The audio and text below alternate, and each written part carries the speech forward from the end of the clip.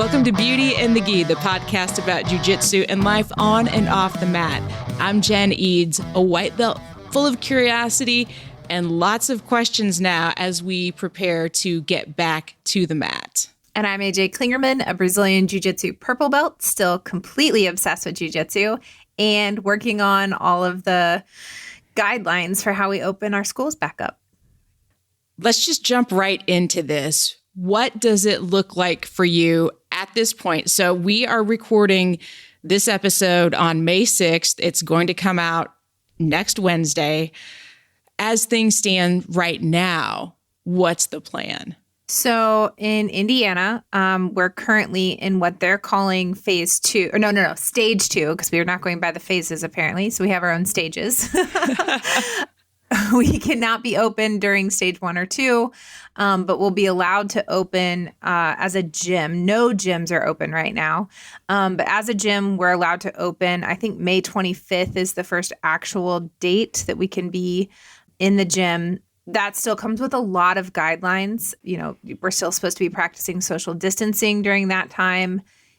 The employees are supposed to wear masks. So there's going to be a lot of details to work out. But May 25th, which is Memorial Day, is the day that we will officially open back up.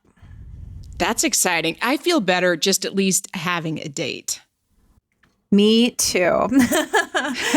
Me too. Missing jiu-jitsu has definitely been the hardest part of all of this. Like, there are parts that I've enjoyed. My quarantine people are the people I've been able to be with during this time have made this, pleasureful for me. Pleasurable. Right. I can't talk. But I haven't been around people, But I miss jiu-jitsu. I miss training. That's all been tough. I miss, this past weekend was supposed to be our role model women's only camp. Right. So that was a little painful for me. So, and I was cranky this weekend too. And I feel like that might have had a little bit to do with it. Yeah. Because I was thinking, we should be at camp. I know. I had it was a stressful few days. My grandfather passed on Friday. And, it just kind of mourning the loss of what would have been camp this weekend too. And, so of course my body then attacks me and I get sick because that's what happens when I get stressed. Right. And then, there is some stress in it being the first of the month, obviously times are tough in comparison to, normal life. So there was a lot of stress this weekend. Honestly, the best parts were seeing my On This Day from last year. And then it just kind of amped me back up for camp, got me excited again. Yeah, I'm excited. I'm looking forward to August. Me too. So starting back in May, what's it going to look like? What do you envision so far? Well, first of all, I've read almost every school's opening guidelines in the country. Oh, wow. I'm sure that's not true, but I've went through a lot of them. I've studied a lot of different people's stuff, and we've got some really good benefits in that, I've read Chris Moriarty's, who we've known Chris forever. He's a black belt and a doctor, and he used to compete in the Egos back, I don't know, probably 2007 timeframe, so a long time ago. Mm-hmm. So I've read his, so that's good coming from a doctor and a jiu-jitsu guy. Yeah. And then Tennessee, our friends, Ray and Rachel got to open up a couple days ago, and they got to work with the governor, and, she's a lawyer and everything. So getting to read their guidelines was helpful too. So basically at this point in time, so I'll go over what we kind of think it'll look like. That could change based on, whatever, different science that comes out or different guidelines that come out, or, how that goes with other schools that are getting to open now. We kind of have the benefit, even though I'd like to be on the mat, it's kind of nice that we get to kind of see them and almost use them as guinea pigs a little bit. But what we currently think, we will tape off the mats. You'll have basically a 6 by 6 foot square to train in, and there will be 6 by 6 foot squares all around you that no one else will be in. So if you look at a checkerboard or something, you're people will be spaced out every other. Okay. We'll do more classes than we normally do because we won't be able to fit as many people in, obviously. Mm-hmm. You know, at IBJJA, a class with 40 people in it is nothing. And in this new way, we'll be able to get like 8. So it's going to be a big difference. So we'll block those off. We'll do 3 different types of classes. What the actual schedule for that looks like, I'm not positive yet, but the types of classes will be just straight solo drills. So it'll be a lot like the women's classes that we've been holding on Zoom now, where, you know, you'll just reserve your square, you'll come in and you'll do whatever solo drills we're teaching that day. We'll also have times for dummy drills. So you can bring in your dummy. A lot of the students ended up getting dummies during this time. Some already had them. So you'll be able to come in and drill different things on a dummy. And then we will have like quarantine partner drills, like a class where, you know, kids can bring their parents or, you know, an adult can bring their spouse or whatever that looks like. And you'll be able to drill with a partner, again, staying in your square. Classes will probably be a little bit shorter. We'll make sure to mop the mats in between each class, wipe down everything. One kind of like hard part is, you know, the school is a gathering place. So it'll be very strict on like, you know, you come in, you wash your hands, you disinfect your feet and everything, you get on the mat in your square, and immediately after class, you wash your hands and get out. There won't be lingering time. We won't allow people to like hang out in the lobby, even to watch class or anything like that. And then we're going to like rotate squares. So one class, you know, they'll be on the white squares and the next class they'll be on the black squares or, you know, whatever. So just to give that area a little bit of time to, you know, it'll all be mopped, but the cleaners all work better with evaporation. So it'll give that some time. These are just little things that like we've kind of picked up from other people. Like I said, we will still be offering Zoom classes the entire time. Oh, good. Yeah, because, you know, first of all, there's a lot of things that go into this. One, not everyone's going to be comfortable coming back right away. So they'll still be able to watch the Zoom classes and take part in those. 2, you know, like I said, we can only get so many people on the mat at a time, 16 being tops if it's one of the partner classes. So if you can't get into that class, at least you can still learn what's being taught in that class. And then the other part of it is a few weeks ago, we opened it up to anybody. And we've got people all over the world, like literally people from the UK and Australia, Canada, like everywhere, watching our classes now. Oh, wow. So, you know, not all of those people are going to be like, their gyms aren't all going to open back up when ours does. So it will enable them to be able to continue training with us, you know, for as long as need be. Oh, that's great. So, yeah, the opening it up has been such a awesome experience just because so many schools aren't doing the Zoom classes. And so many people just haven't had jiu-jitsu in their lives for 4, 6, 8 weeks, you know, whatever time frame they've been closed down. And I've really made some good friends throughout this process because we opened it up. So it's been really nice. Always finding the positive. Of course. Really, that's the best way to be because it's, you know, you just have to. So, yeah. Yeah. Well, and it's good. It's good to be finding positive because it feels it's still, I don't know. I got nothing. I don't even have anything to add to that. I'm so ready to get back on the mat. Yeah, me too. And I am fortunate. I'm fully aware how fortunate I am. You know, like I've gotten to help James with the classes, you know, lead the solo drills. You know, Rissa and I still train pretty much every day. So I'm very fortunate in that I still do get to hit the mat a lot, but it's still, you know, like it's still not the same. Everything I'm learning, she knows I'm learning, so I can't hit any of it on her.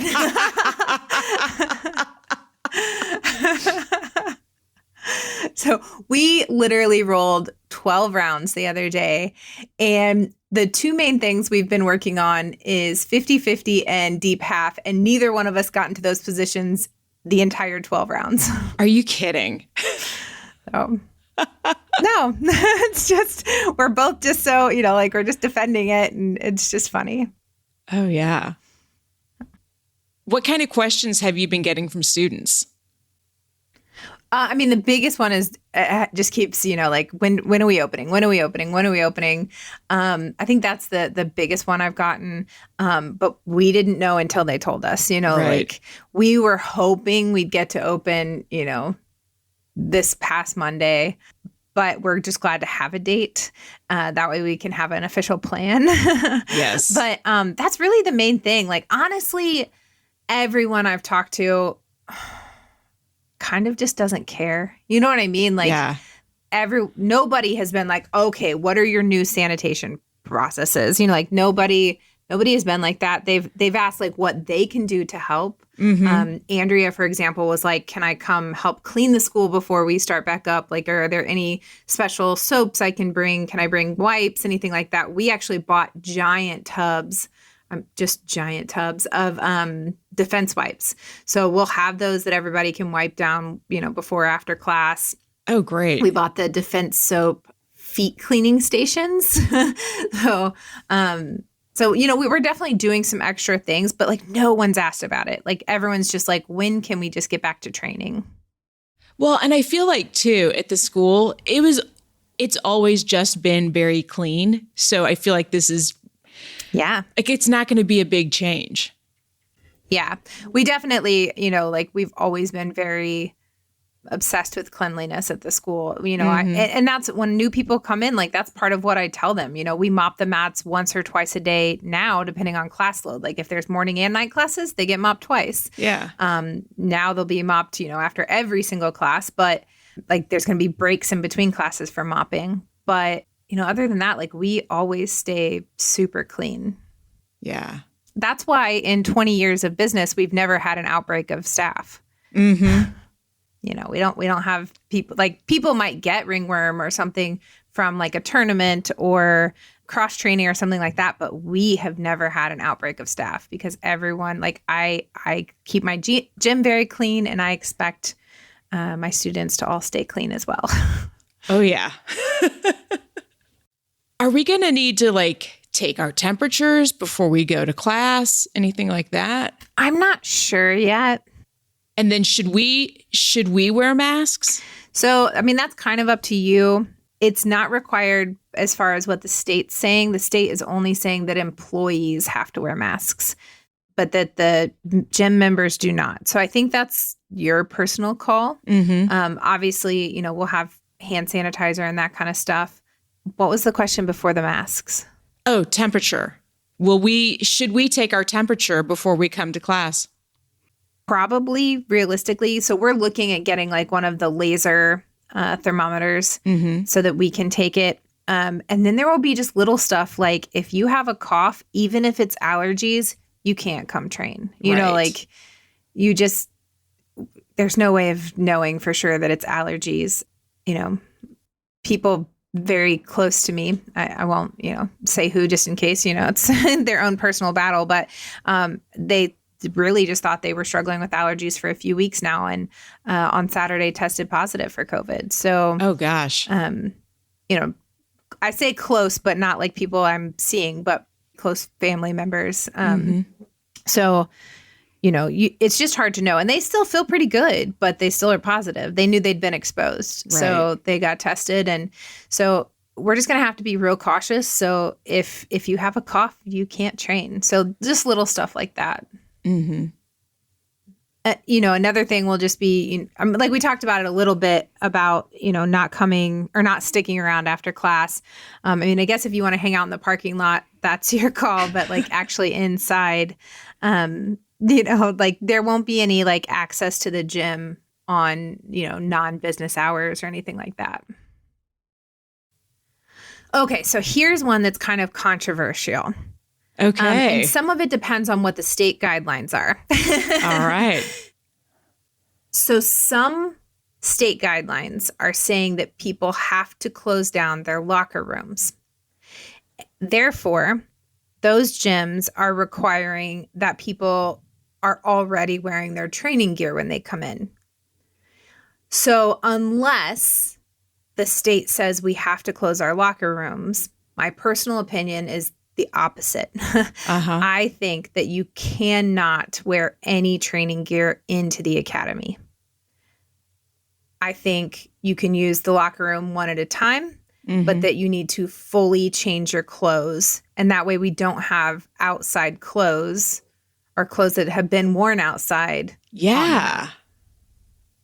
I'm with you on that. That makes more sense to me. I feel better about that. Yeah, I think it makes so much more sense. But the states have forced them, like Tennessee, the states forced Tennessee gyms to close their locker rooms. Oh, wow. Yeah, I think it's crazy. Yeah, that's really interesting. But, so you kind of have to go, you kind of have to go by the state guidelines and just do the best you can. We're all the gyms are just doing the very best that they can with the, the parameters they're given. There have definitely been times where I've been a little nervous about what the world will look like come August and in time for camp.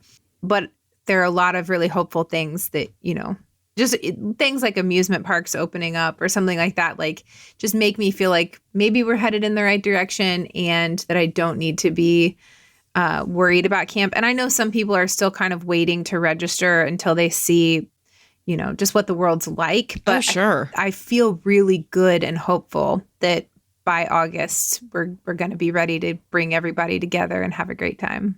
I am so looking forward to that. And, why go to Disney World when you could go to camp?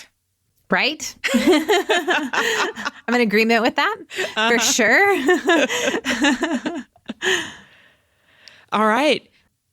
AJ, what's your on the mat tip for us then as we start thinking about getting actually back on the mat?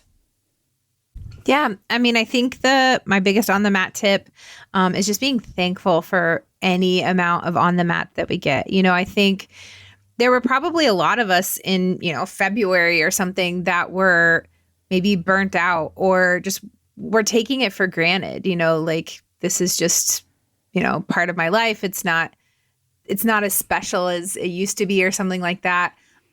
So I think, having that renewed love and gratitude for training and just taking whatever you can get, whether that's a solo class or, only getting to train with one partner or, doing the Zoom classes or whatever, just being very thankful for any amount of jiu-jitsu that you're able to have in your life. And I haven't made it to all the Zoom classes. Well, okay. Let me rephrase that. I've made it to some of the solo drill classes, and just having those, it's really helped me still feel like I'm staying at least a little bit connected. And I just miss my people. Yeah. So on this, I know this past Monday, we put out 2 giant mats in our yard, and some of the girls from the team came over and did solo drills in the yard. Oh my gosh. And I felt so alive. I really did. It was just so good to actually see everyone in person. It was funny. Anne kept saying she was like a feral cat. Oh my gosh. Oh my goodness. But it was great. So, I'm very thankful just to even get to see my people in person or online. It's been really nice. Yeah. And then how about your off the mat tip? I mean, honestly, I think it's just the reaffirming that, you want to still practice good hygiene, making sure that you're washing your hands on a regular basis, those types of things. There have been a few things that have come from this. Like, I have always been so sketch about like pumping gas. Like it's always grossed me out. But now it's like, I wear a glove when I pump gas, and it's like, I'm probably going to continue doing this. This is great. Or I've been seeing the meme going around that was like, remember how we used to eat cake after someone blew on it? Oh man.